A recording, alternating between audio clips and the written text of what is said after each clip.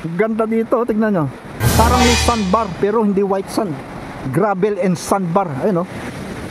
Nakarangan dito ng tambak ng buhangin at graba. Pero ano yan natural na landscape yan Depende sa alon. Kaya nakarangan tong exit ng ilog. Ayan, good morning sa lahat. Update tayo ngayon.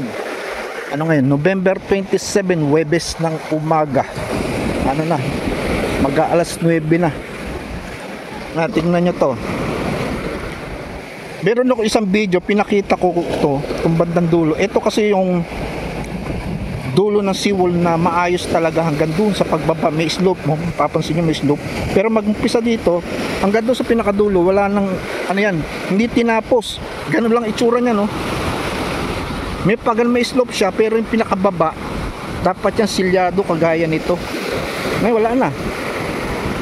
Buo pa dati. Pero ngayon wala na, basag na ayun makikita niyo yung structure do sa baba, yung para mga biga niya, ayun maganda naman may bakal, may kabilya pero dahil nga hindi silyado yung baba, ayun na nangyari, kinutkot yung ilalim, yung pundasyon nitong part ng seawall na to hanggang dun, gumalaw ngayon tong seawall dito sa part na to, kaya nagiba na, ayun tingnan niyo yung mga bato lumabas na Dati yung mga bato na yun, nandito yan sa ilalim.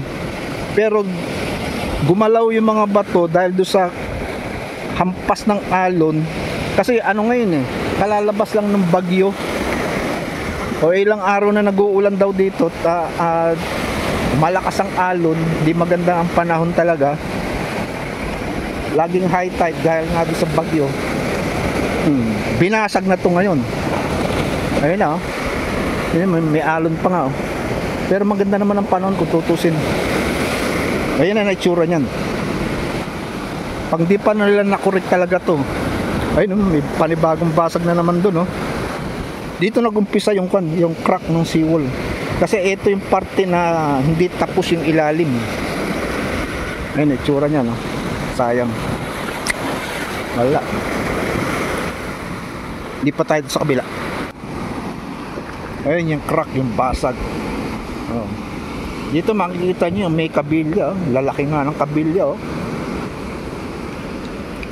Kung tinapos sana yung outer part silyado yun, hindi ganito ang mangyayari, hindi tatagili, hindi mababasag. Tignan nyo ang yung pinaka wall humiwalay na dito sa pavement, dito sa sidewalk. Ayun, laki tas ito pa yung crack, lumalaki nga yung crack tignan nyo puti pa yung simento, ibig sabihin niyan gumagalaw talaga to parte na to. Ayun umangat lalo. May video ko nito, hindi ganyan cut ang difference niyan dahil lumalala yung sitwasyon. Yan ang nangyayari dyan tignan nyo dito. Ayun ang kabilya lalaki nga ng bakal.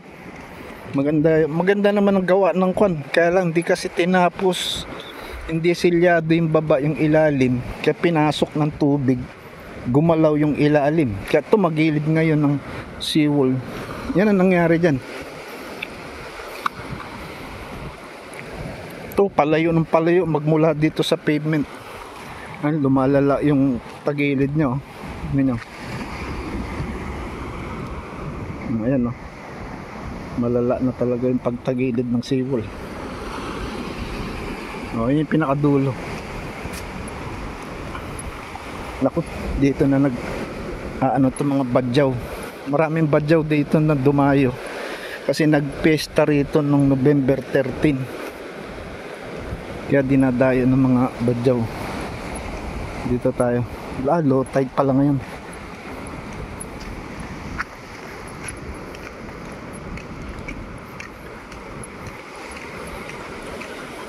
Yan, ito na yung dulo ng seawall.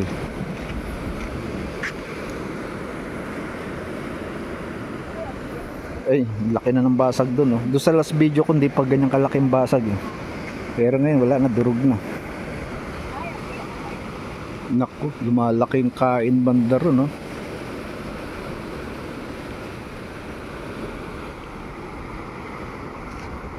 Dati yan puro bahay yan, yung mga lugar na yan. Ngayon wala na. Ayun na lang yung natitirang bahay na sinasabi ko doon sa last video ko. Kailan kaya alis yan? Dapat umalis na siya dyan dahil baka wala nang tao dyan, hindi lang ginigiba yung bahay. Hindi pa tayo ron. Yan, dito na tayo sa may dulo. Ito yung mga tao, naglagay na sila ng hagdanan kasi may ibang residente pa doon, mga bahay-bahay banda ron. Dito sila dumadaan. Ito, naglagay ng hagdanan. Dito yung dati nilang, punta natin, daanan nila banda rito. Tapos nung bumagsak yan, naglagay dito. Pero nagbago na naman yung landscape. Doon na sila naglagay ng hagdanan. Ayun, oh. Tingnan yung tubig dito. Ito yung galing sa ilog. Medyo malabo ang tubig ngayon kasi dumaan yung bagyo. Panay ang ulan dito sa poblasyon sa Manukan. Buong Del Norte nga kung tutusin. Panay ang ulan eh. Kaya yung tubig galing sa taas sa bundok maputik. Kaya ang tubig ngayon dito sa river exit malabo. Pero 2 days nang wala na yung malalakas na ulan. Baba tayo rito. Ingat at baka madulas. Pag nadulas ka ng alanganin, eh, maging kwento ka na lang. Yan ang mahirap sa lahat. Yan, dito tayo sa baba. Ayan, oh. Ayan yung dulo ng seawall. Tingnan nyo. Tapos ito yung drainage. Ngayon, ang daming bato dito. Dati wala itong bato. Yung mga unang video ko dito, wala itong mga bato na to. Doon ang gagaling yan. Doon sa harapan itong seawall na to. Dahil doon sa malalakas na alon, yung pagdaan ng bagyo, dinala dito yung mga bato. Ayan, oh, daming bato, lalaki, oh. Tingnan nyo yung structure ng seawall, oh. Katagilid na tutumba na yan, eh. Ay, nagkikave in na yung pavement doon, oh, yung kalsada. O, eto. Kaya ayoko nang tumungtong dito, delikado, oh. Anytime magkukulaps yan, eh. Ayan. Dati ang lupa hanggang dito papunta ron. Ngayon laki ng kinain, no? Ilan toneladan lupa yung kinain yan. Ayan, tignan nyo dito. Dati may lupa pa to, banda rito. Ngayon wala na. Ayan, bagong erode ng lupa yan. Nag-collapse yung landslide ng lupa. Ugat ng coconut. Ayan. Ayan yung hagdanan, dinaanan ko kanina. Ito yung doon sa last video ko, yung huling update ko. Ito yung puno. Hindi ko lang matandaan kung ano ang pangalan nitong puno to. Pero ang katabi niya, coconut. Nasa isang spot sila na yung pinapatungan nilang lupa. Bandarit, doon niya nakatayo sa likod nito, eh. And wala na. Nalusaw na yung lupa kaya bumagsak to. Ito, lalim na ngayon, no? Tingnan nyo. Dati hindi pa yan malalim, ayun, no? Lalim na ngayon, no? Kaya magkukulaps na yan, magkiklear yan, susunod na to. O kaya yun, tapos ito, kumalit na puno. Ito, mahogany pala to. Yung ilalim, ang daming basura, oh. Ba't kaya dami sa kaya nagaling itong mga basura na to?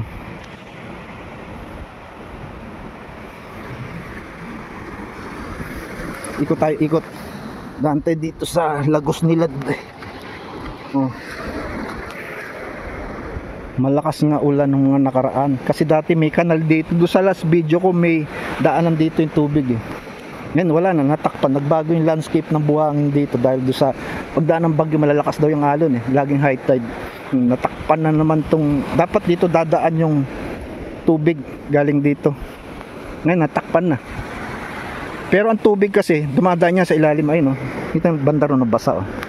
Doon sila dumadaan, eh. Nandito yung mga palm tree, dami, oh. Oh, yan ang itsura dito. Puro tubig, matubig. Laki ng ugat nitong panito, oh. Yung dalawang puno bumagsak. Itong susunod malamang, eh.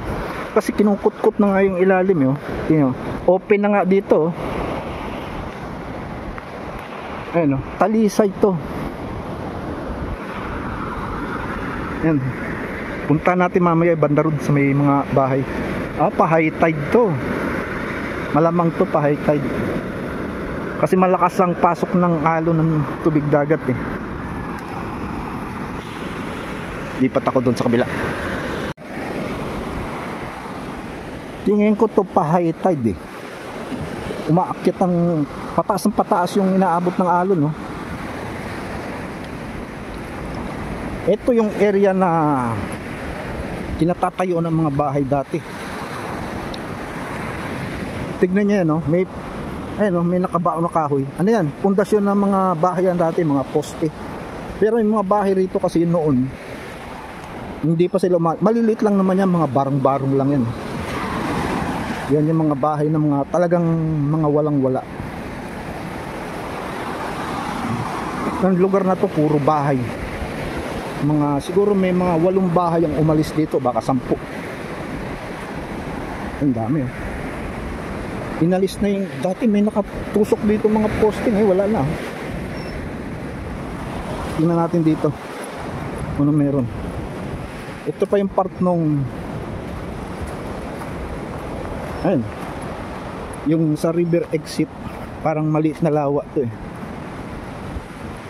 Daming basura, oh. Ba't kaya dumami basura dito? Ayun, oh, daming plastic. Tapos puro ano dito, ito mga palm tree. Pero kung tutusin, sabi nung may nakausap akong isa, kung tutusin, ang pinakadulo talaga ng ilog o yung river exit, banda rito. Since natakpan ng buhangin kasi nagbabago yung landscape, tapos tinayo ng bahay ng mga tao doon, kaya nabarahan yung river exit. Kaya ang ginagawa, siyempre ang tubig, maghahanap yan ng mas mababang lugar, doon pupunta. Since mababa itong lugar na to, dito sila naiipon. Tapos mai-stack yan, ang exit niyan, sa ilalim yan. Sa ilalim yung dadaan. Ayan, oh. Mataas ang kon ngayon ng tubig. Ang level ng tubig. Dahil maraming binuga na tubig galing sa bundok. Tingnan niya, no? Meron pang ang bowl dito. Ayun, isa. Yung pa yun, 2. So, talagang nagpapatunay na may bahay talaga dito noon. Pero dahil nga doon sa nangyaring dumaan ng mga panahon sa mga bagyong, sa mga lately na bagyo, inaabot na talaga sila ng tubig dito. Kaya umalis na sila. Obligado silang umalis. Kundi masisira din yung bahay nila. Di wala.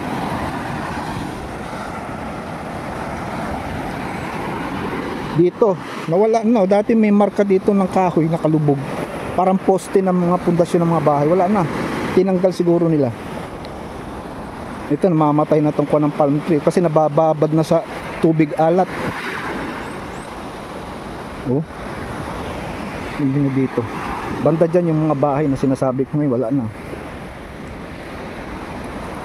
Punta tayo rito. Naku, tinubig to. Yung huli kong punta dito, una at huli kong punta dito, walang tubig yan. Ngayon may tubig. Punta natin banda ron. May tubig yan kasi malaki yung volume ng tubig na nanggaling sa taas. Wala silang matakbuhan. Hindi sila makalusot papunta sa dagat kasi naharangan eh. Yung kagaya niya, no? Kung dito sila dadaan, paano silang tatagos? Natakpan ng buhangin. Yan yung sinasabi ko, nagbago yung landscape. Inaabot dito ng tubig, oh. Tingnan nyo to. Oh. Inaabot siya ng tubig, yung alon nung may bagyo. Yan yung sinasabi ko, nagbabago yung landscape. Ayan, oh. Puro tubig. Andun talaga yung ilog. Pero since nabarahan nga yung dadaanan nila papunta sa dagat, kumakalat ngayon ng tubig sa ilog. Kung saan ang pinakamababa, yun ang pupuntahan nila. Dami palm tree, coconut. Ito ngayon, pangalawang punta ko na dito. May mga bibi.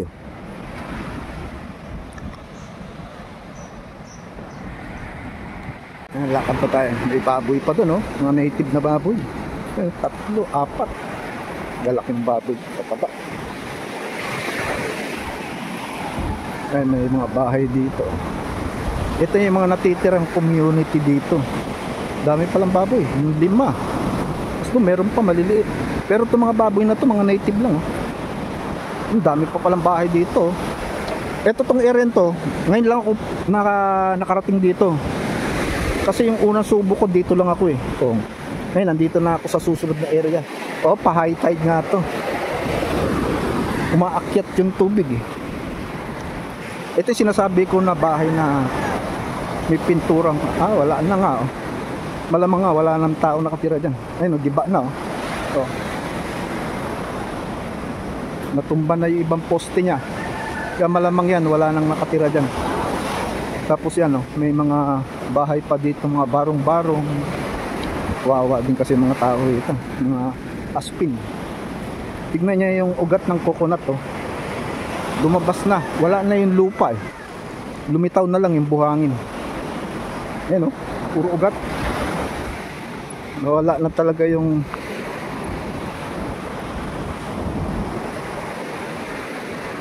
iba yun dito, naka-smart bro. Yayamanin siguro to. Layo nung narating ko. Ayun yung dulo na seawall oh. Ngayon lang ko nakarating dito eh.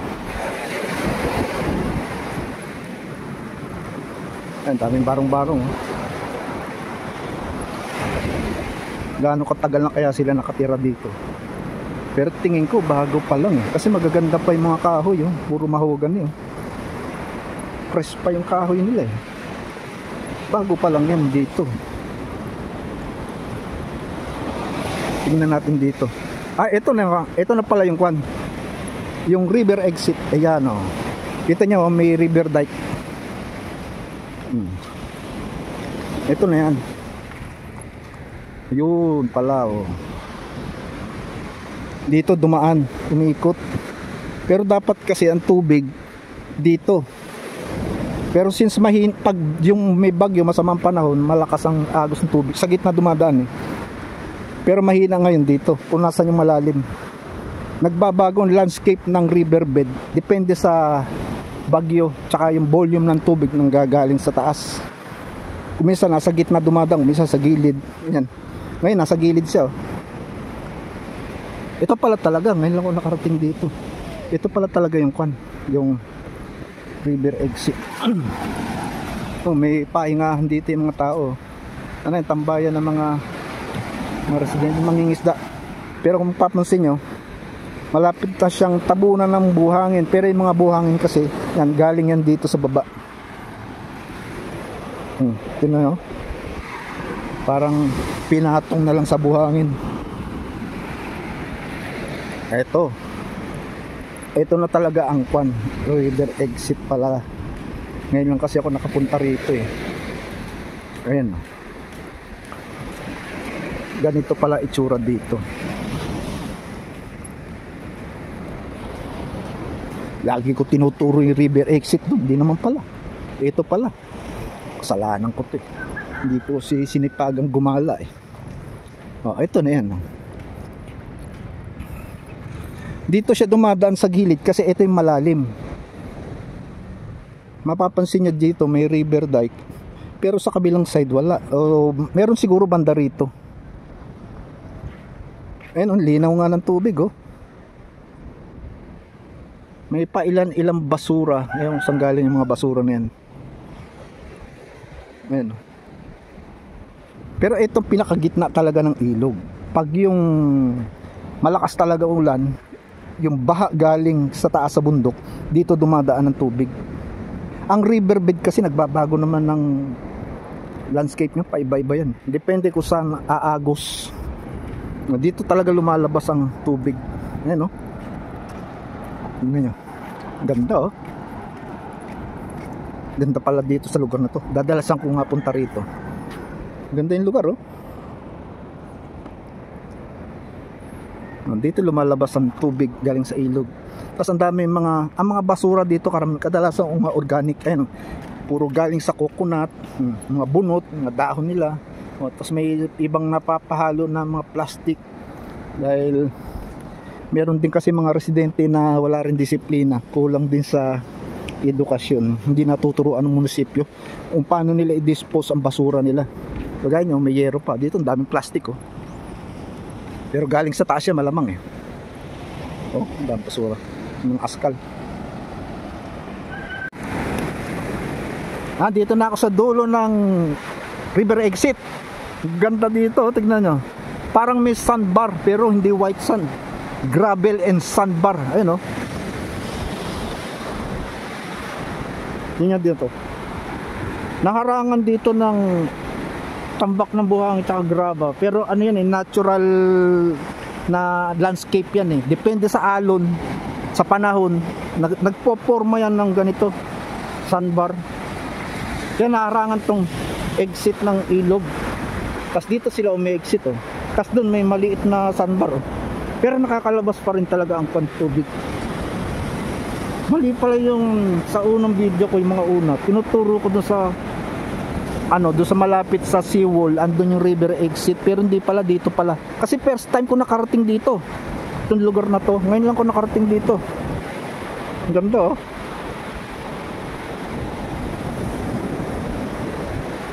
Ayun yung seawall Yung seawall siguro may git 1 kilometer yan kung susukatin. Mahaba rin yan siguro nasa 1.2 kilometer ang seawall o 1.5. Mahaba din. Ang ganda pala dito sa lugar na to. Pero maganda lang pumunta rito pag low tide, kasi makikita mo tong sandbar na to Sabi nung may nakausap ako ng isang residente, pag high tide daw hindi mo makikita tong sandbar, matatakpan to ng tubig dagat. May mga bahayan din dyan Yan naman ang East Poblacion. Ito tong area na yan mataas yung tambak, malaki ang pondo ng buhangin dito. Kaya siguro yung mga bahay dyan hindi masyadong ganun kalaki ang effect ng high tide o pag bagyo malakas ang alon. Pero may yung isang bahay na ginigiba na lumipat na siguro yan may epekto rin pero minimal, hindi kagaya ng mga nando doon, yung mga barong-barong talagang sapul talaga sila kasi mababa yung pondo ng buhangin doon umaakyat talaga ang tubig dagat, yung alon. Dito maganda yan yung river exit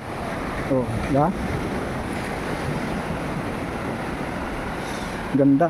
Kung may drone ka dito dali mo doon sa dulo, tapos takbo mo punta rito kukunan mo ng shot yung seashore ng Manukan Poblacion mula east hanggang west. Ganda tapos dito maganda rin ang kuha dito ng drone. Ito yung river exit babaybayin mo yan kung saan paano ang ruta ng ilog hanggang makarating ka doon sa tulay sa highway. Pa high tide nga ito malamang tumataas ang inaabot ng tubig dagat pero umihina na yung alon kasi pagdating ko dito kanina medyo malakas yung alon. Ngayon lumilit na yung mga alon tsaka nawawala na yung hangin, yung wind breeze, yung sea breeze nawawala na pero amoy dagat. Itong gusto ko dito sa pagtabing dagat ka, ang sarap lumanghap ng sariwang hangin. Tingnan nyo, umahalo yung alon dito sa tubig galing sa ilog, tabang papunta sa alat. Diyan sila nagsasalubong. Ayan ang ganda tignan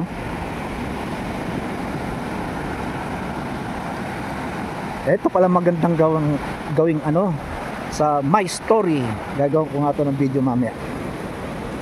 Ganda dito sa lugar na to. Ay lang muna update ko sa inyo.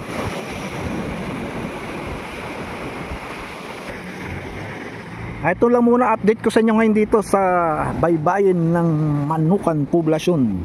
Don't forget to like and share and please subscribe kung hindi pa kayo nakaka-subscribe. Madali lang naman yan, konting tulong nyo na lang sa channel ko. Maraming salamat po.